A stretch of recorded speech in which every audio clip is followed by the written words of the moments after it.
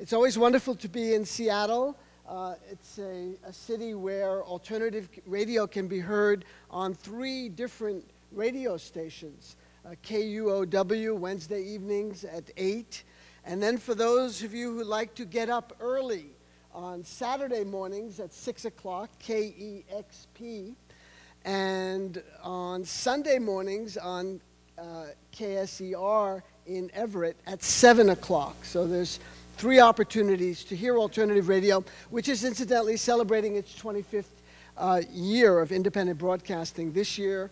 And I've been traveling all over the U.S. and outside giving talks and talking about independent media, and particularly in this time of ever more concentration and monopoly control of the airwaves, how important it is that those lifelines, those nodes of radical progressive thought be nurtured and cultivated and supported by a citizenry that is in desperate need for accurate information.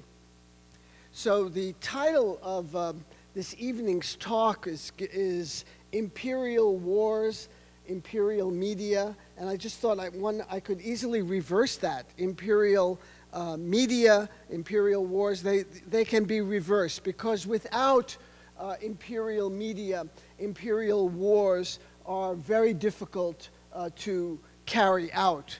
And maybe we can find out, why is that?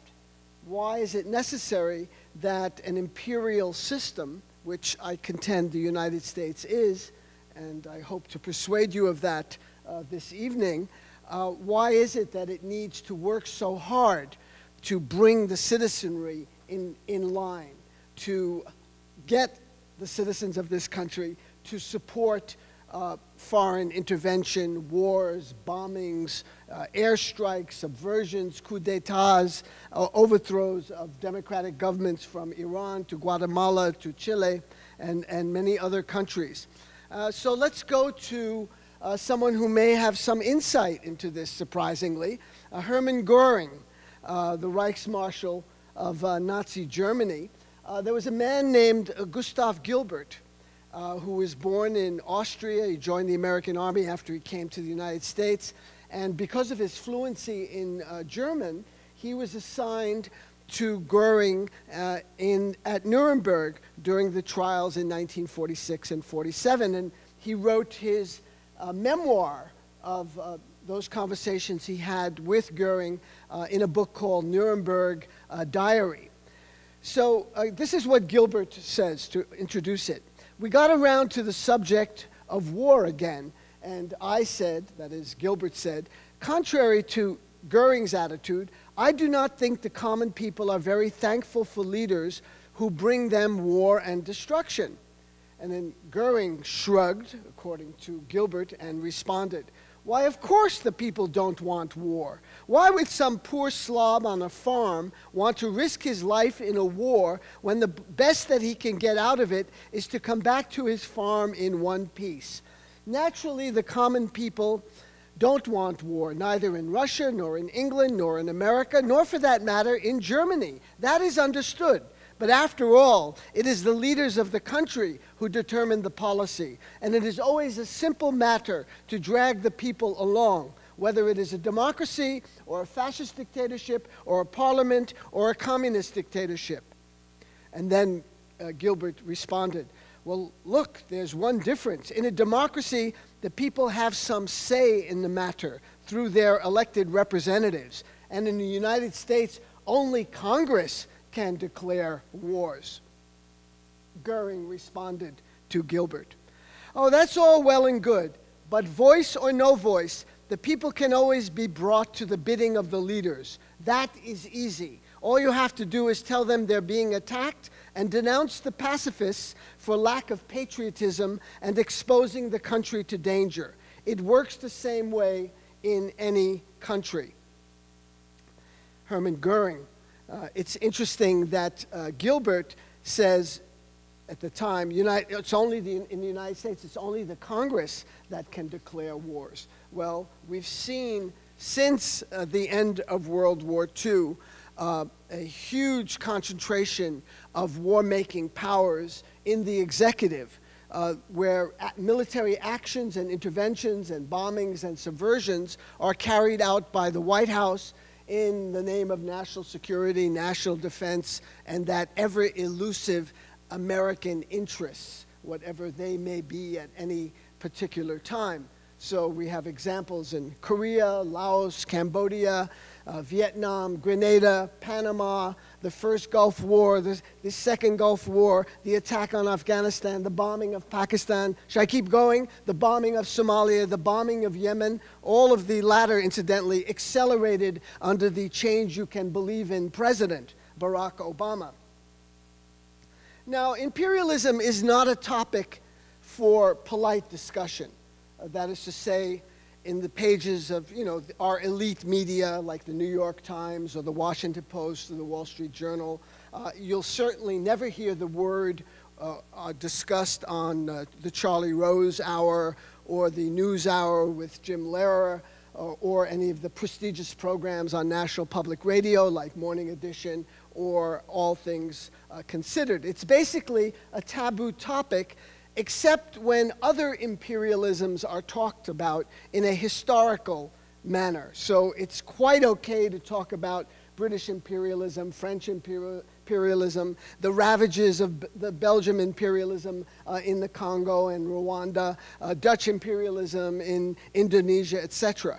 But U.S., the adjective U.S. or American is never affixed before the noun imperialism. It simply doesn't exist, except, as Howard Zinn points out in his wonderful book, People's History of the United States, and in this book here, Original Zinn, there's a little period between 1898 and 1902 or so when there is something called American imperialism, when Cuba is invaded, the Philippines are invaded, Hawaii is conquered, Puerto Rico is conquered, and that was it. And then we went back to our benign role of liberating people, spreading democracy, bringing the joys of the free market, which has had such success here in the United States with 20 to 25 million people unemployed as we speak, millions of people who have lost their homes, and the perpetrators of these economic crimes simply, laughing all the way to the bank. In fact, they are the bank.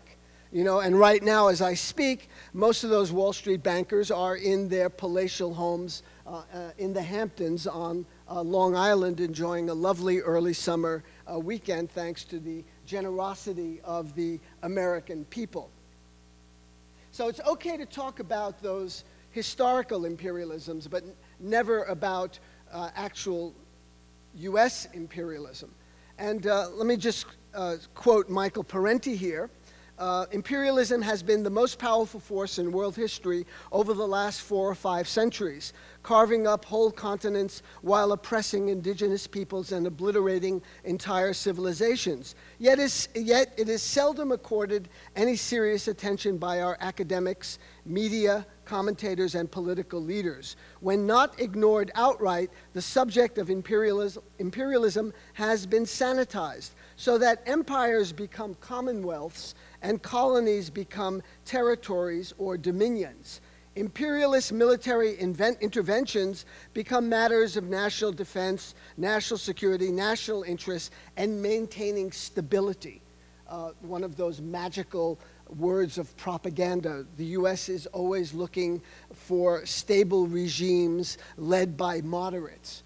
You should be able to decode this propaganda. What is a stable regime? For 30 years, Hosni Mubarak, who was the dictator of Egypt, who ran the country with an iron fist, had all kinds of human rights violations, torture, extrajudicial assassinations, killings, etc. He was described as a moderate leader, and Egypt was a stable ally in the Middle East. So if we were to translate this, because we need a running commentary, when you watch CNN or Fox or listen to some of these radio programs, we should have simultaneous English translation so that people understand what is actually, going by from the from the chatterati classes, the chattering classes, the pundits, the experts who know so much about the world, you know, even though they don't speak a word of Arabic or Urdu or Farsi or Turkish or any of the languages or the cultures that they're dealing with. That's okay. The words that, you know, that are coming by, like stable regime, moderate leader, means obeys Washington's dictates.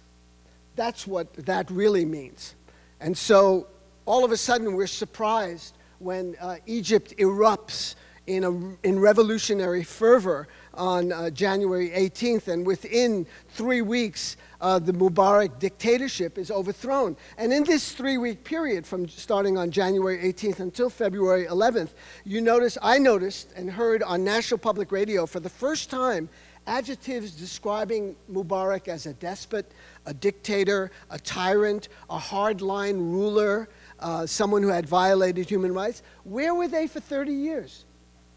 You know, they were in the same place where they were when they couldn't find weapons of mass destruction in Iraq and completely swallowed the Bush propaganda line, when the corporate media, including the New York Times, could not see this tsunami of a financial crisis unfolding. You know, they didn't send any people into poor neighborhoods where mostly people of color were victimized by the financial elites who offered people who had no savings and no income housing mortgages. Oh, no problem, you don't need any money. And then they had these escalating clauses, which, you know, in the first year it seems like, well, I don't want to have to pay anything. And then in the second and third, fourth years, you had these huge spikes in mortgage payments that put these people underwater and has further pauperized an already indigent class. No one has been held accountable for these economic crimes.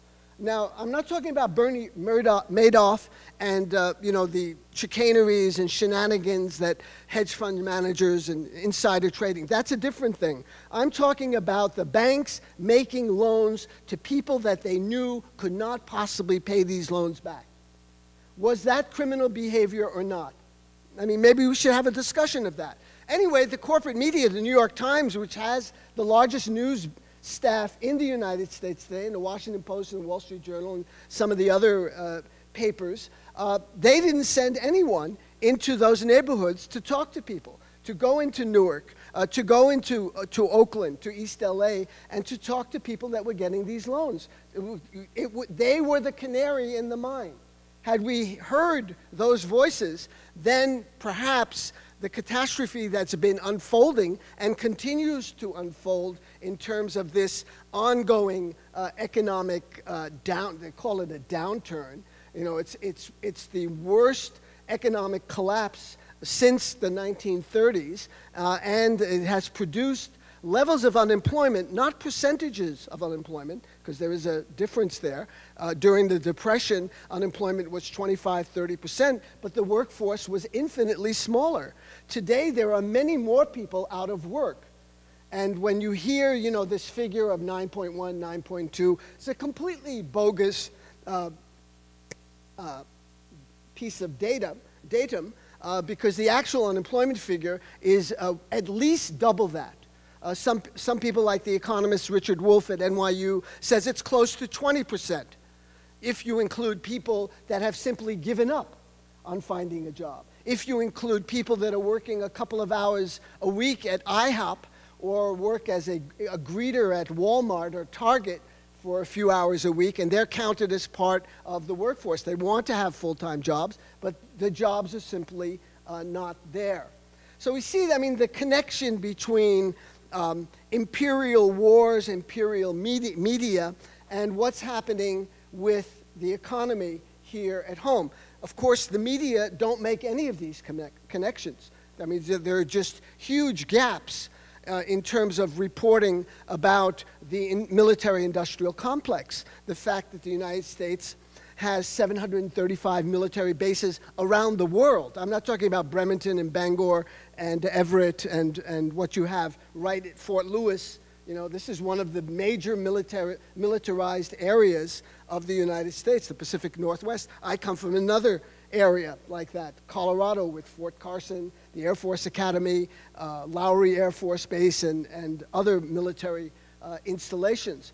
and the billions of dollars that are spent on maintaining all of these overseas bases. For what? Supposedly to defend the United States from whom?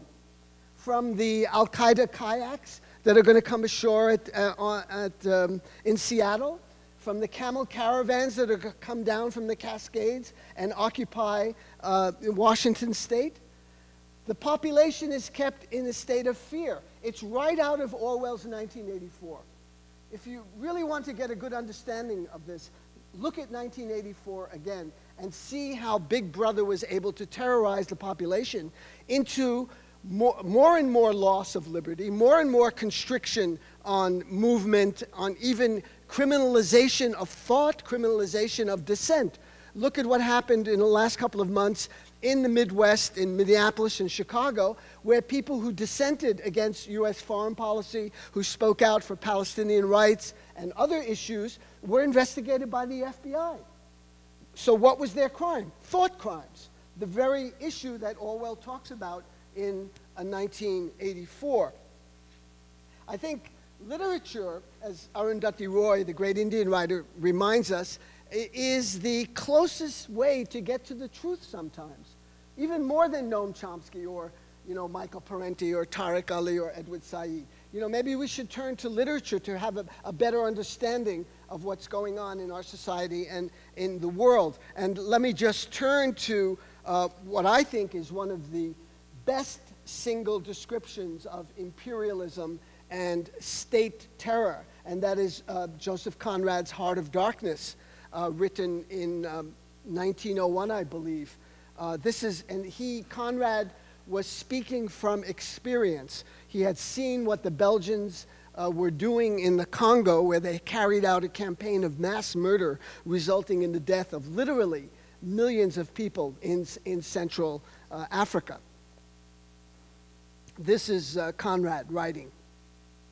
They were conquerors, and for that you want only brute force. Nothing to boast of when you have it, since your strength is just an accident arising from the weakness of others. They grabbed what they could for the sake of what was to be got. It was just robbery with violence, aggravated murder on a great scale, and men going at it blind. As is a very proper way for those who tackle a darkness. The conquest of the earth, this is the line, the conquest of the earth, which mostly means the taking it away from those who have a different complexion or slightly flatter noses than ourselves, is not a pretty thing when you look into it too much. What redeems it, Conrad says, is the idea only, an idea at the back of it, not a sentimental pretense, but an idea, an unselfish belief in the idea, something you can set up and bow down before and offer a sacrifice to. So we see that with the French, with their Mission Civilitrice, with the Americans, with Manifest Destiny, with the British, with the white man's burden. It's always some grand idea about that is going to liberate the world, that's going to deliver the precious bounty of the free market to those who do not enjoy the capitalist economic system. So they're constantly inventing new reasons, new explanations, new rationales to justify their aggression. It is always cloaked in lofty terms.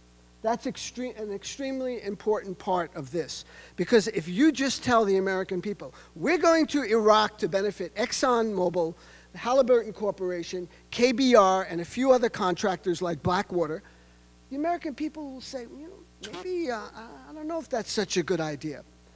But it's about preventing the evil dictator from doing more acts of evil, someone we had supported throughout the 1980s, by the way, and had armed to the teeth during some of his worst atrocities, that is Saddam Hussein. That, of course, goes right down Orwell's memory hole. Complete amnesia. There is no memory since we live without any history. All the media reports are all ahistorical. It's as if things are just happening right now. Saddam Hussein is evil. We have to do something about it. End of story. no background, how he got evil, is he really evil, what's the criterion for evil, etc. None of that. Another example of imperialism from literature is from a very obscure novel that Orwell wrote right after he had returned to England from having served 5 years as a policeman in the Imperial British force stationed in Burma, which at that time was under British India rule. And so this was a very edifying experience for Orwell because he really saw the mechanics of imperialism. If you read his essays, Shooting an Elephant and A Hanging, you'll understand what it means to be a policeman in an imperial force on a day-to-day level. And Orwell writes in one of those essays, "I never felt so hated as when I walked down the street with the stares that people, gave me because of what I represented." They didn't know who he was, but he represented that white Christian power that was imposing itself on the Burmese people. So this is from Burmese Days, one of his lesser-known novels. Certainly 1984 and Animal Farm are his, pièces de résistance. There's an exchange between a medical doctor, a native, named Dr. Veeraswamy. Now, Dr. Veeraswamy, his main goal in life is to get into the British club so he can sip gin and tonics with the other white people and read London Illustrated Weekly and hobnob with the master race.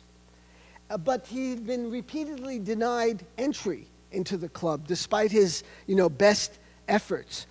But as Orwell writes, he had a passionate admiration for the English, which 1,000 snubs from Englishmen could not shake.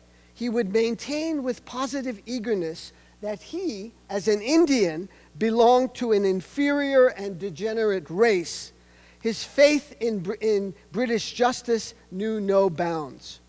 Now he's talking to the main protagonist in the novel, whose name is Florey, this man named Florey, who is a timber merchant in Burma, who has some skepticism about what the British are really doing in Burma and in India. This white man's burden delivering the bounties of European civilization. And so Florey is trying to persuade Veeraswamy that, you're kind of off the mark here. I wouldn't be so anxious to want to be a member of this club, so you can sip gin and tonics, while behind your back they're calling you a wog and other very deprecating terms. So he says to my dear doctor, this was to the Indian doctor, how can you make out that we are in this country for any other purpose except to steal? It's so simple. The official holds the Burman down while the businessman goes through his pockets. The British Empire is simply a device for giving trade monopolies to the English. It's a very interesting exchange, and I commend that to you if you have a chance to read it. And to go back to Orwell and some of his great quotes from 1984, I'd like to read a couple. It was not desirable that the proles should have strong political feelings. All that was required of them was a primitive patriotism which could be appealed to whenever necessary. Orwell also says, if liberty means anything at all, it means the right to tell people what they don't want to hear. And in a time of almost universal lying, telling the truth is a revolutionary act. So there again, it goes back to the need for a media that speak the truth to the American people rather than act as a megaphone for the imperial interests of the state and the economic interests of Wall Street. And, interests, that word is flaunted about all the time. I have here, you can look at any simple speech from any president. Obama talking about Iraq, talking about our interests in the region. Now, what might that be? I'd like to know if you have any interests in Iraq. Maybe you have some oil wells there, or grape vineyards. You got a gas station going I don't know about, fast food service, little hummus, little tabbouleh on the side. Maybe you're opening a falafel king.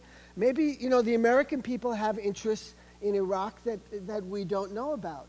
You know, if the real reasons were told as to why the U.S. intervenes around the world, as I suggested earlier in my remarks, the American people and its so-called representatives, less and less representing the people, might not be so willing to jump on the bandwagon and salute the flag and march in their parades and beat their breasts about, you know, USA, USA, and that kind of thing. We just saw, again with Memorial Day last week, the endless repetition of those hollow lines that every single president has had cascading from their mouths as long as I can remember. I'm almost 66. You know, about our brave men in uniform who have made the ultimate sacrifice, who have defended this country so that we can live in freedom.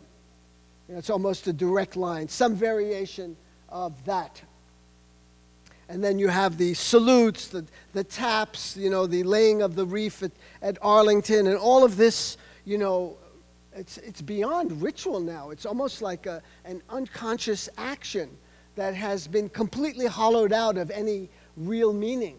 If we ever ask the question, why have thousands and thousands of people died in these wars perpetrated, largely initiated by the United States, it might lead to some very embarrassing and uncomfortable answers. And so nobody wants to go there. You know, that these kids you see in Fort Lewis, or that I was, you know, looking at yesterday in Everett, you know, they couldn't have been 18 and 19. They're brainwashed into thinking they're defending freedom. They're about spreading democracy around the world.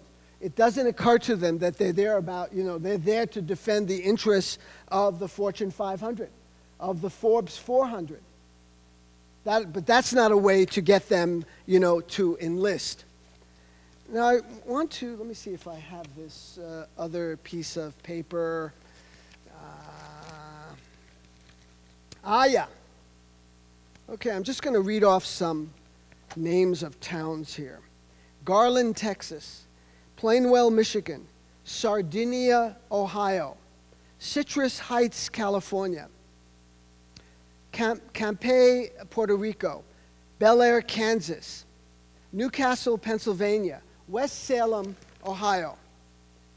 Burnett, Texas. New Philadelphia, Ohio. Medical Lake, Washington. Now, this is from my local paper in Boulder, Colorado, the Daily Camera. It is a list published of U.S. servicemen and women killed in action in various wars around the world.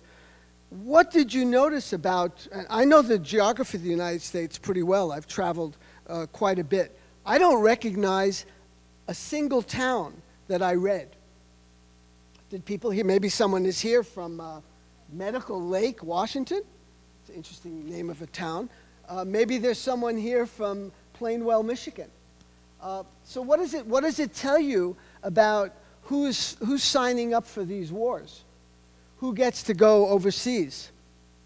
Young kids from small towns around the country that have maybe a 7-Eleven and maybe a gas station, and maybe there's a big box store 80 miles away and there's nothing going on and they don't have any job prospects. Join the military. The military has again become a jobs program for out-of-work Americans since the economy is unable to produce work for people. The military, through the military-industrial complex, the extension of wars overseas, has become a source of employment. I mean, I find that listing sad to read as well, that these, you know, mostly naive kids who have been totally brainwashed, have never been exposed to Amy Goodman or Noam Chomsky or Howard Zinn or any of kind of radical independent voice. All I've heard, you know, since they've been growing up is, you know, Limbaugh and Glenn Beck and, you know, that kind of thing, the dribble on the radio. and the palaver on TV. You know, pick your poison, cyanide or, you know, arsenic. Deadly in both instances. Now, in Obama's speech in Iraq, where, you know, he was celebrating the fact that we're gradually withdrawing U.S. military forces there, of course, he did mention our interest in the region, which are never articulated, but I think it's about oil and natural gas, but that's a wild guess. I'm a conspiracy theorist. You know, I believe in UFOs and Area 51 and Roswell and little green people walking around. Can't be oil. That wouldn't motivate our great leaders to engage in military aggression. Oh, and don't call it aggression. It's always defense. You know, we're always defending ourselves. Howard Zinn said he was a decorated bomber in bombardier in World War II after he came out of the war. At that time, it was called the War Department. It's very honest. That's what they did. It was the Department of War. They conducted wars. Then in 1947, it was renamed as the Department of Defense. And that alerted Zinn to the fact that, you know, we are now going to enter, it wasn't called that then, but the age of Orwell, where language becomes manipulated and becomes the opposite of what it really means. So war is peace, ignorance is knowledge, peace, what is the other one? Ignorance is knowledge, war is peace. You know, there's a third component to the Orwell trilogy. War is peace, freedom is slavery, ignorance is strength. That's from 1984 as well. So Obama is telling, you know, in very serious stentorian tones, you know, it's great to have a president. You know, I'm a former English as a second language teacher. I appreciate someone that can complete a sentence, that has verbs, that has pronouns, that has subjects. I mean, this is not a small thing, you know, after 8 years of the previous mangling of this language we call English. So he's, you know, enormously articulate, gifted, charismatic, and a tremendous public speaker. He told us, the American people, throughout our history, America has been willing to bear the burden of promoting liberty and human dignity overseas. So I'm wondering, you know, as he said that, did he know about the destruction of democracy in Guatemala, overthrowing the Arbenz government, or the destruction of democracy in Iran, overthrowing the democratically elected government of Mohammad Mossadegh, or the destruction of democracy in, you know, Chile, overthrowing Allende, or the the coup in Brazil, which destroyed the democracy there, introduced a brutal military dictatorship.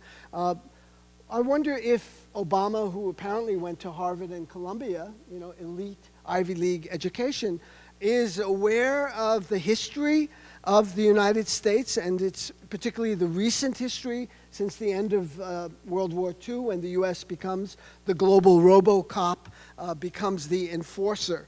You know, Chomsky likes to tell people, you know, the best way to understand U.S. foreign policy is to use the mafia model. So what do you mean by, what does he mean by that? And I'm going to paraphrase and add some of my own little wrinkles here to Chomsky's description of this. Well, you have the head of the mob, the Godfather, who sits in Washington, D.C. And around the world, you have various capos, local cops on the beat, who pay homage to the Godfather. You know, when he comes into the room, they kind of genuflect, kiss his hand, you know, pass him a white envelope, you know, that he discreetly puts in his pocket, which is, you know, full of cash, and you know, blesses them and says, you know, keep up the good work. Then you have some stirrings in the hinterlands of some of these countries. Younger capos who feel, the Godfather's lost his edge, he's kind of getting bloated, and, he doesn't see so well, and he's isolated himself. He only gets advice from a few of his, local captains from his family. Let me set up my own little operation here. Why not? I know people in Jersey. I'm from Brooklyn. We could get some, prostitution, numbers, all kinds of rackets going, trafficking, gambling, heroin, why not, cocaine from Colombia. Let's get going here. So the Godfather at this point has one of two options. He can ignore what's going on, this challenge to his authority, which would completely undermine his ability to rule. Because if that capo is able to be successful, then the others around the world will go, whoa, did you just see what happened in Jersey? Those guys are getting away with it. The Godfather has lost his power. He's lost his mojo. And so any attempt, now I'm using this as a metaphor for independent nationalism, any attempt to break out of the U.S. orbit, to come out from U.S. hegemony or out from under the thumb, has to be brutally crushed. And that starts, right away, right at the end of World War II. You had, as I mentioned, the destruction of democracy in several countries, and the undermining of independent Arab nationalism. Nasser was immediately attacked and undermined and eventually destroyed. Sukarno was attacked. Nehru and India were seen as a great threat to the United States because Nehru and India were leading the Bandung movement, a third way between Soviet Russia and the United States. This was Yugoslavia under Tito. This was Ghana under Nkrumah. This was Kenya under Jomo Kenyatta. This was, as I mentioned, Sukarno in Indonesia, Nehru in India. All of these countries were trying to develop a way out of this black and white paradigm that they were being forced into by either the Soviets or the United States. They wanted to create a third way, completely undermined by the United States. And it was, even then, the motto was, our way or the highway. You're either with us or you're against us. There's no middle road. So India was a huge enemy of the United States, to the point, it's hard to believe that now, to the point where the United States was supporting the genocide of Bengalis in East Pakistan and sending the fleet to defend the Pakistani military junta, which was in opposition to what India was trying to do in creating a Bangladesh, an independent Bengali state. All of this is forgotten. In fact, even to say it's forgotten is not, I don't think, accurate. I don't think it was ever known. For something to be forgotten, it has to be somewhere in the atmosphere. It must be in the aquifer. We must be drinking from it. In many of these instances, the information is simply not known because of the nature of the media. Milan Kundera, the great Czech novelist, and again, here we go back to literature to exemplify the thesis, what I'm trying to convey to you this evening. He said the struggle of humankind, unfortunately he said mankind, but I'm changing it to humankind, is a struggle of memory against forgetting. And then he said that, the catastrophe in Biafra was forgotten in the flames of B-52s in Vietnam. And Vietnam was forgotten in the disaster of Bangladesh. And pretty soon, everything was forgotten. So it's in that context. In the Book of Laughter and that is Milan Kundera. So in this amazing speech that Obama gave on Iraq, with these kinds of platitudes about throughout our history, we've always willing to bear the burden of promoting liberty. He also said, as long as I am president, and he has said this on numerous occasions, as long as I am president, we will maintain the finest fighting force the world has ever known. Now, 10 years after the coming invasion of Afghanistan, the beginning of the war on terror, we have to ask ourselves, how has the country changed? What does it look like now compared to what it looked like 10 years ago? Are we a better country? Are we safer? I think economically it's fairly unambiguous that great numbers of our fellow citizens have been pauperized by neoliberalism, privatization, the economic policies that have been bipartisan. And I think to understand about fear and government control, you just have to go to SeaTac. You don't have to go to the other side of the United States or to Long Island. It's right there with the most intrusive undermining of our civil liberties under the rubric of Homeland Security.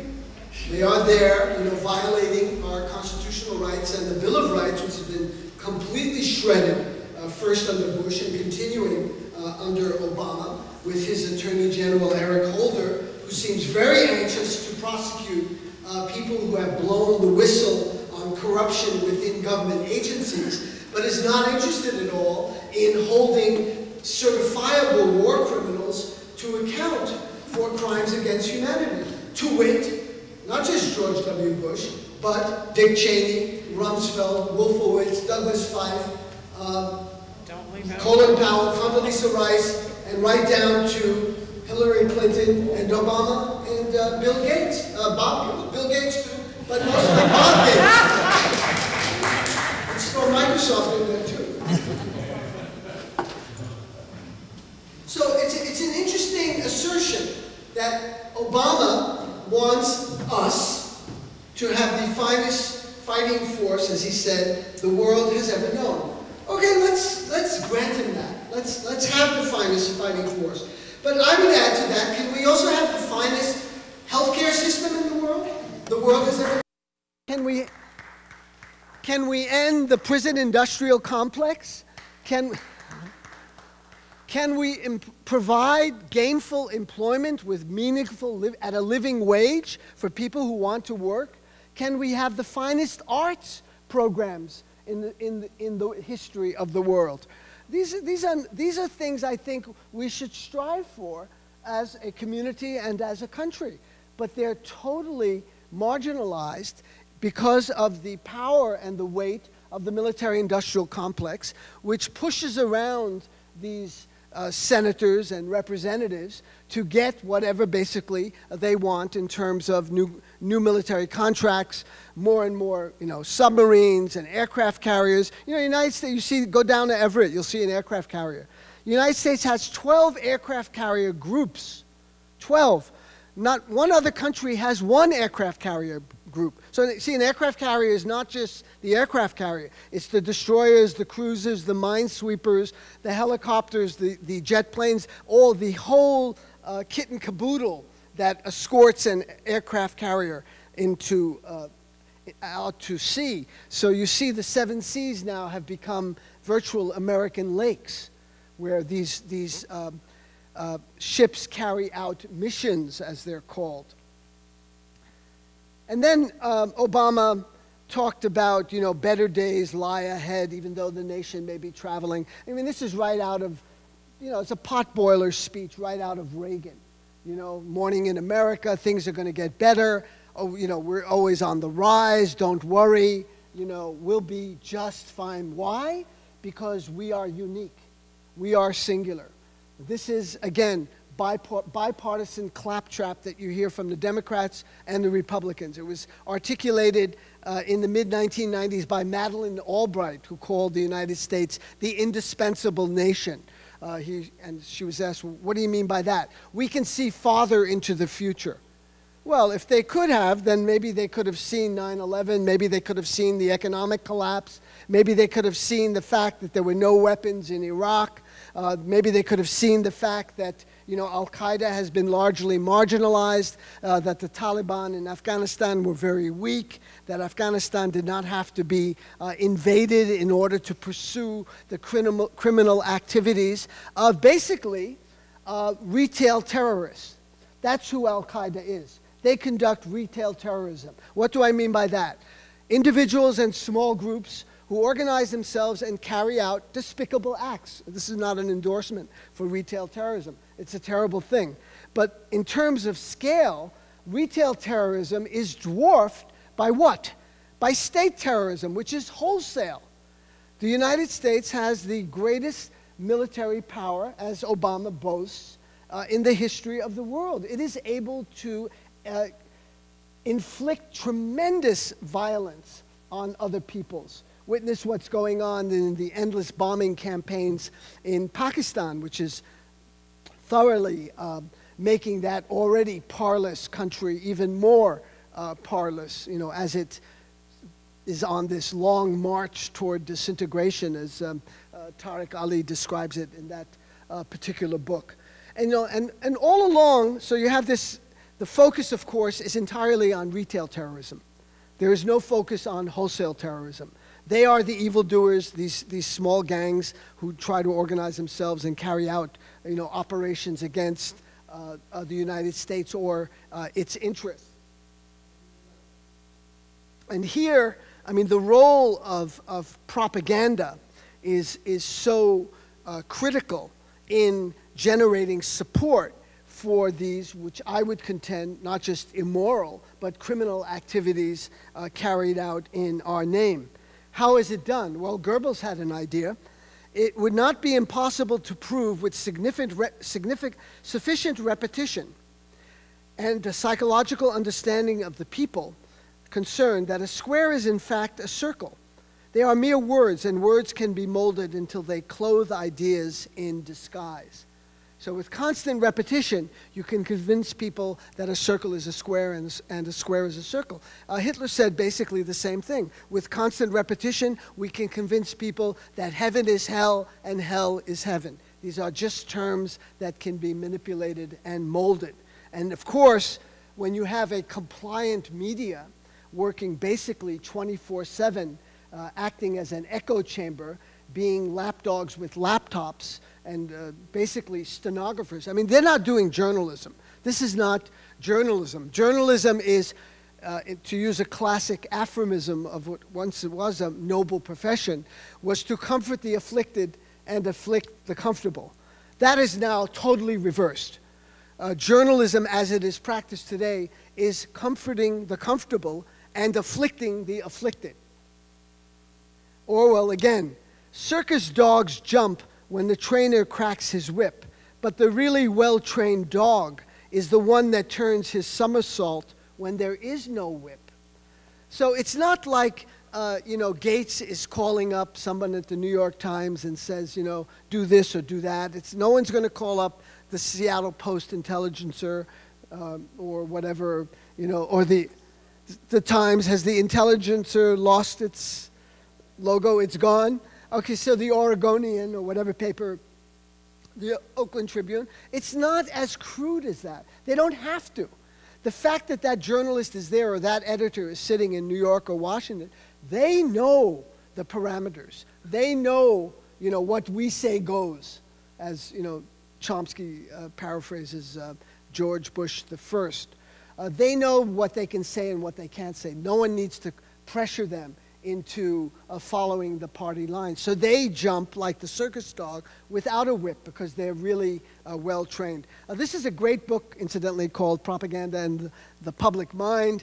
I was in Everett last night, and there was a run on all the books, so I've just got a couple of copies of Edward Said and Targeting Iran, one copy of Tariq Ali and Howard Zinn. I hope you're able to pick those up at the end of my talk, and perhaps we can go into some Q&A in just a moment, but a little bit more about propaganda. One of the fathers of the American public relations industry is Edward Bernays. He was a member of the Creel Commission, also known as the Committee on Public Information, which was created by Woodrow Wilson in World War I to manipulate the American public to support the U.S. participation in World War I. What was that about? Well, you know, Wilson in 1916 ran on a platform of peace, and we will not get involved in a European war. It's not our war. Well, what happens between 1916 and 1917? this is going to come as a shock to you, New York banks lent tons of money to the French and to the British. And in 1917, it looked like the British and the French were going to lose to the Germans. And what did that mean? Those banks were never going to collect their loans. Now, I know it's hard to believe, but this was an example of Washington intervening on the behalf of financial interests. I know this is shocking and rarely occurs in American history. One of the members of the Creel Commission was Edward Bernays. He wrote a book that Goebbels admired and actually took from, called Propaganda. This came out in 1928.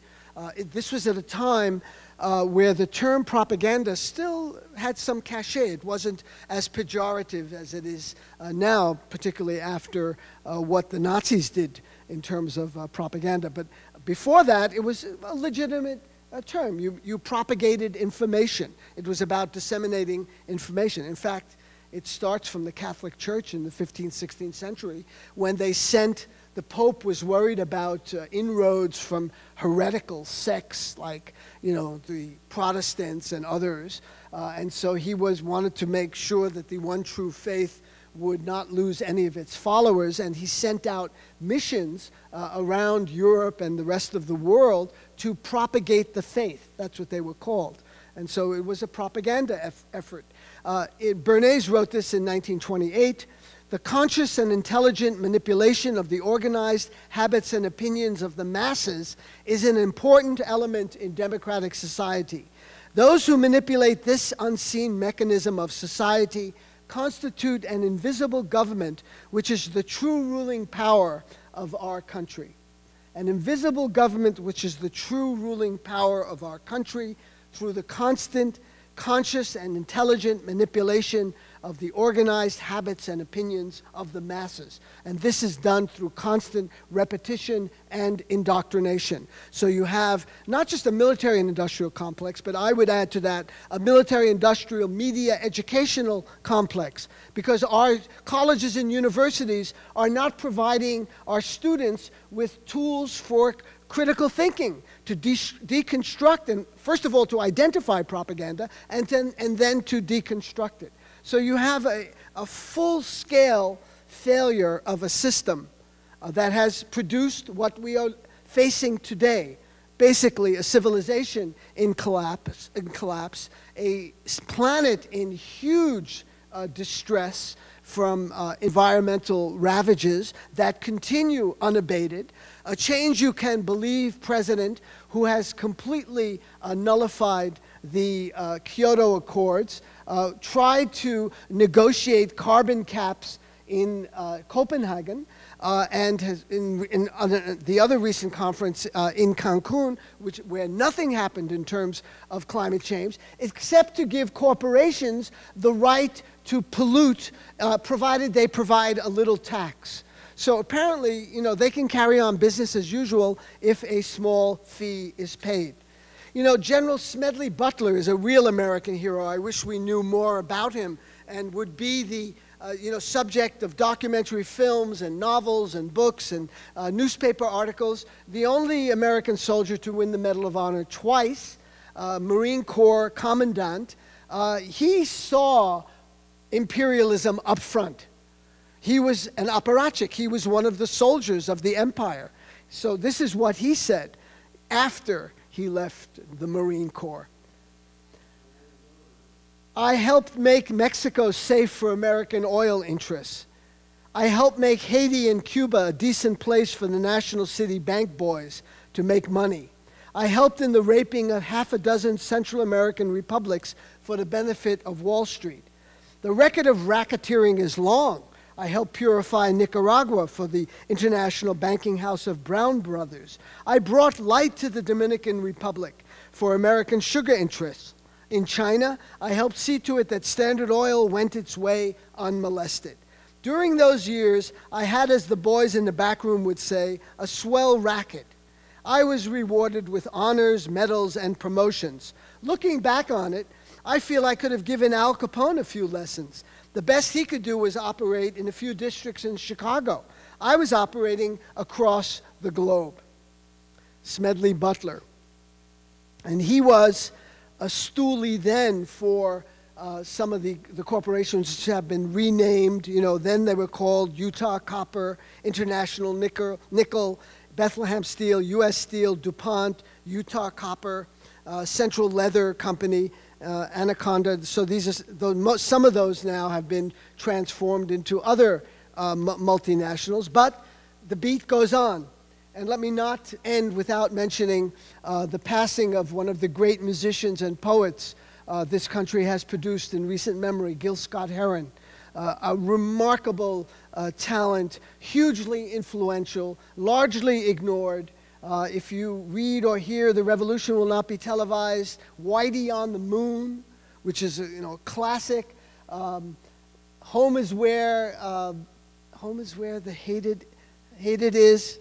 And I don't have that right. And some of the other things. Gil Scott-Heron, who died just a week ago, is certainly someone who broke through the media crap, and someone who we should certainly acknowledge as one of the great cultural figures of this era. I want to just give you a couple of examples of one of the ways that imperial media foster imperial wars is the whole use of official sources who usually go anonymous.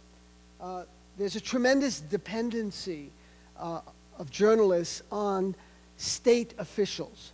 So, for example, they'll never come to someone like me for an opinion because I'm not someone of authority. I don't have official rank, so I cannot speak ex cathedra.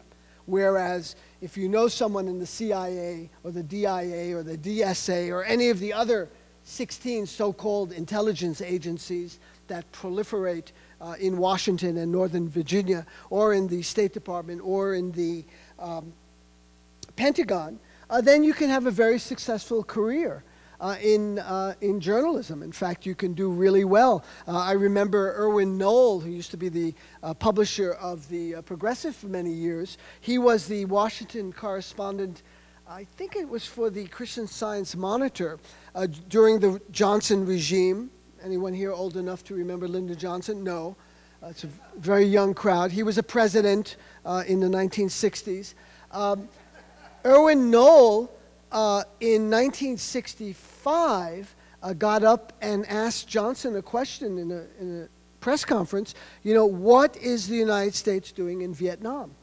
What are its short-term and long-term goals in Vietnam? And to what degree is the bombing campaign driving Vietnamese civilians right into the open arms of the waiting Vietnamese resistance?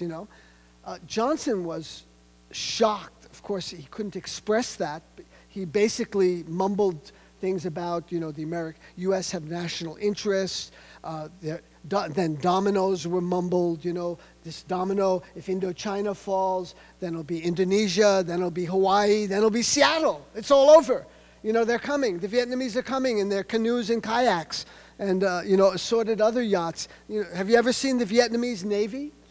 I was driving cross country in 1964 when the Gulf of Tonkin incident happened, and I was listening to the radio, and it talked about the Vietnamese Navy vessels attacking U.S. destroyers. And, I was already a little bit savvy, and I knew something about, the Vietnamese Navy. I mean, they're talking about sampans here. There's no Vietnamese Navy, and is this plausible that sampans with, maybe some water pistols and a few rifles from World War I vintage rifles would be opening fire on U.S. destroyers in international waters? Is that plausible? The only other two people in the country who found that implausible were Wayne Morse and Ernest Gruning. Wayne Morse from Oregon and Ernest Gruning in Alaska. They said, what's going on here? This Gulf of Tonkin resolution that Johnson is steamrolling through the Senate is a complete hoax. I mean, it's completely implausible. Why would the Vietnamese Navy risk war with the most powerful military in the world and attack, warships in the open seas. So, of course, their voice was not heard.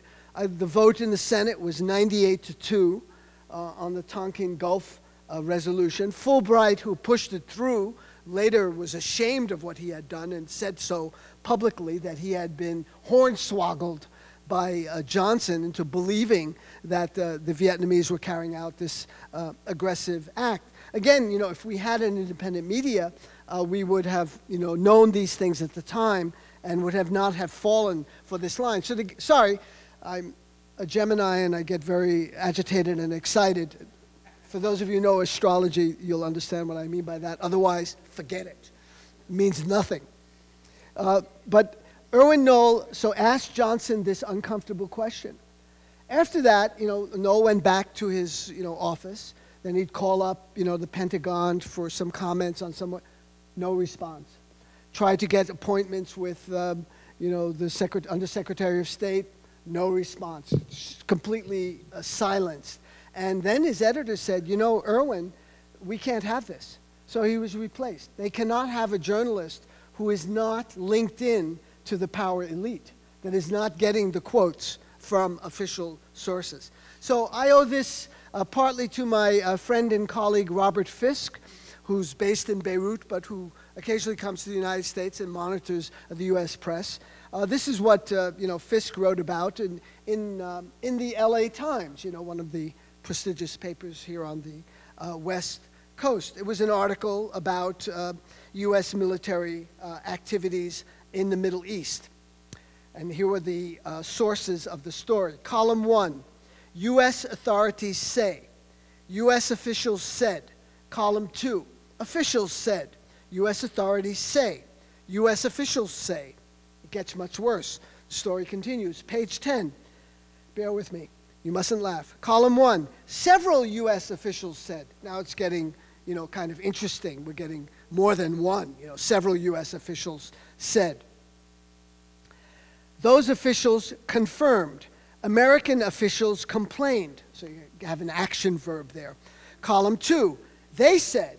U.S. officials stressed. Column 3, U.S. officials believe. Said one senior U.S. intelligence official. U.S. officials said. That's the one you keep going back to. Now for a little variety. Jordanian officials said. Well, that's good. Why not? A little variety. Column 4. Several U.S. officials said. Again, that's standby. You see, he's building up his sources here. The U.S. officials said.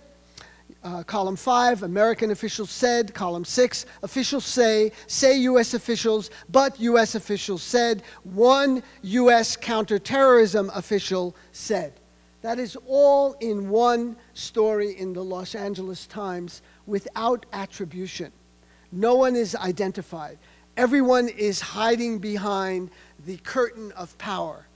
They could be manufacturing stories in order to manufacture consent for this and that policy. So the engineering of consent, which Walter Lippmann wrote about in Public Opinion, which also came out around the time that Bernays wrote Propaganda in the late 1920s. Lippmann is considered this great liberal thinker and the icon of journalism and the hero to a whole generation of print journalists. Much the way Edward R. Murrow became the hero for radio and TV journalists in a later generation. He talked about consent needed to be engineered among the population. Why? Because the population was ignorant. They are subject, that is you.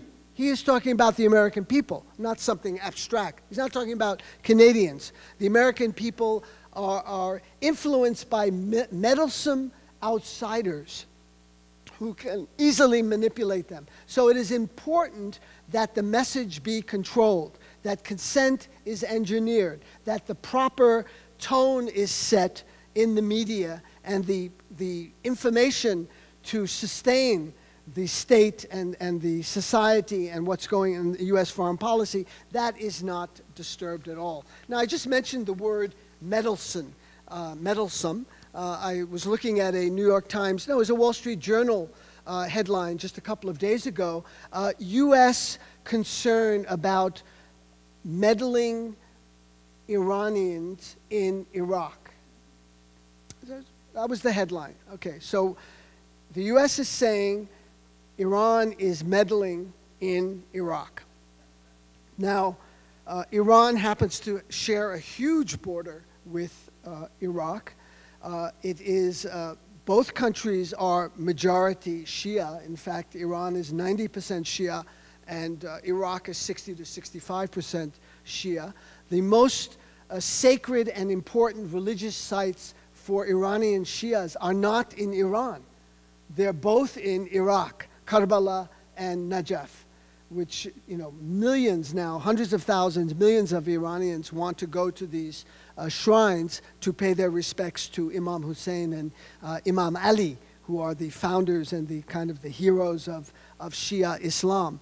So there are deep civilizational ties between the two countries, a shared border, shared history as well. Now, let's concede the point that Iran is meddling in Iraq's internal affairs.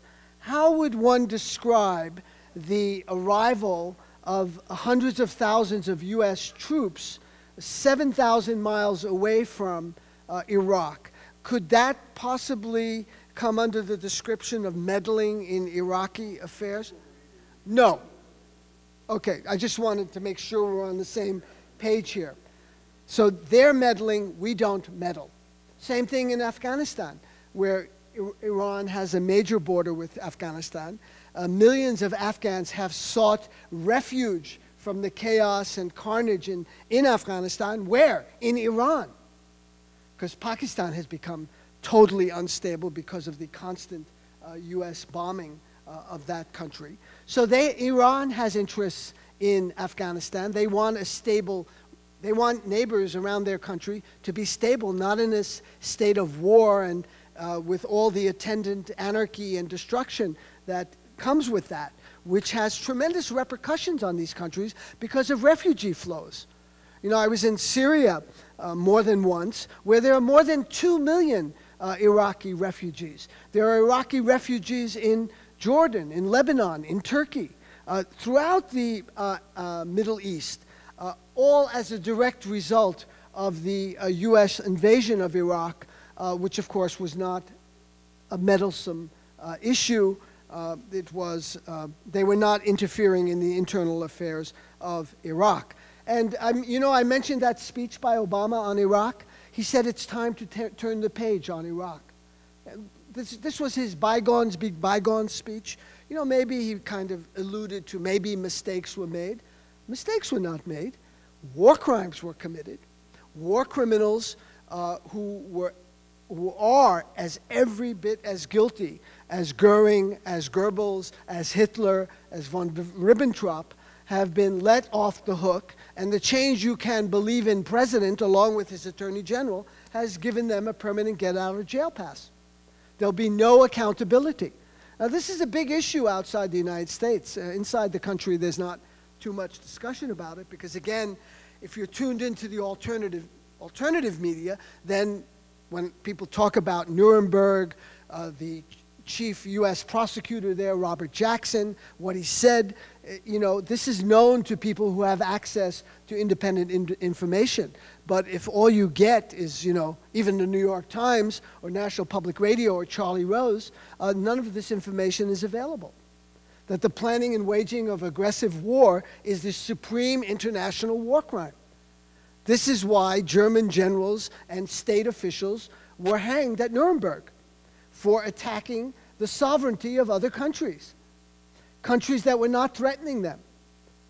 So how is the invasion of Afghanistan or Iraq or the bombing of Somalia or Yemen or Pakistan any different from the German invasion of Norway or Belgium? I would like to argue that. Maybe we could have a discussion. But again, without the historical context, without the background, and with this amnesiac media that we have, it's very difficult to get people to even hear the information. So I think I've been going on for a bit too long, and there must be here some kind of coda for me to close with, that because you never want to end on a downbeat. You want to end on an upbeat.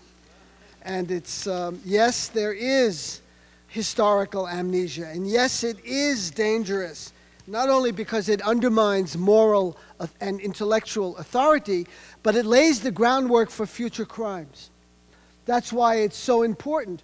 And the tragedy of the 1960s, excuse me, among multiple tragedies, including the death of 3 million Indo-Chinese, is that that whole gang of war criminals got off scot-free. No one did any time for, and I'm talking about McNamara and Westmoreland and Rusk and Johnson and Kennedy and Nixon and Kissinger. What's different from them than this gang that I just outed? Cheney, Bush, Rumsfeld, Powell, Rice, Wolfowitz, and the rest. No difference whatsoever. Okay. My dear friend and comrade Howard Zinn comes to the rescue.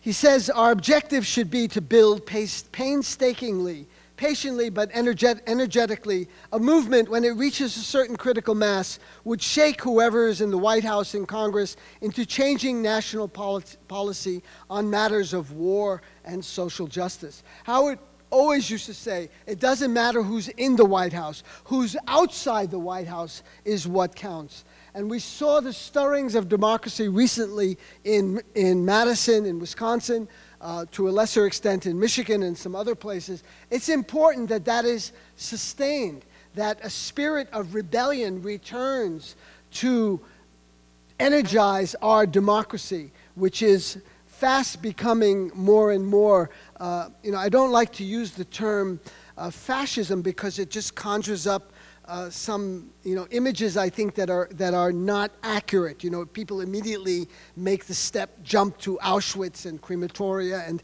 it's not that. But more and more we see the absolute wedding of corporate and state power, and the state acting on behalf of the interests of the corporations and not of the people of this country. Corporatism. Benito Mussolini called it corporatism, the gentleman has just accurately said. To be hopeful in bad times, Howard Zinn says, is not just foolishly romantic. It is based on the fact that human history is a history not only of cruelty, but also of compassion, sacrifice, courage, and kindness. When we choose to emphasize in this complex, what we choose to emphasize in this history will determine our lives. If we only see the worst, it destroys our capacity to do something. If we remember those times and places, and there are so many, Zinn says, where people have behaved magnificently, this gives us the energy to act, and at least the possibility of sending this spinning top of a world in a different direction. And if we do act in however small a way, we don't have to wait for some grand utopian future. The future is an infinite succession of presents.